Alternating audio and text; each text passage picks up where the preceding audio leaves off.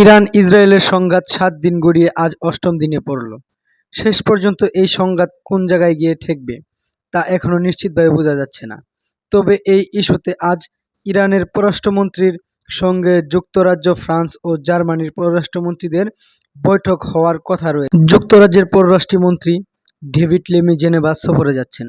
সেখানে তিনি ফ্রান্স ও জার্মানির পাশাপাশি ইরানের পররাষ্ট্রমন্ত্রী আব্বাস আরাগাচির সঙ্গে বৈঠকে বসবেন। ইউরোপীয় ইউনিয়নের পররাষ্ট্রনীতি বিষয়ক প্রধান কাজা কালাসের এই বৈঠক অংশগ্রহণ নেওয়ার কথা রয়েছে। এই বৈঠকে অনুষ্ঠিত হলে গত এক সপ্তাহ আগে শুরু হওয়া ইরান ইসরায়েলের সংঘাতের পর এটি হবে ইরান ও পশ্চিমা নেতাদের মধ্যে প্রথম সরাসরি আলোচনা। আশা করা হচ্ছে যে বৈঠকে ইরানকে আলোচনার টেবিলে ফেরার বিষয়টি প্রাধান্য পাবে।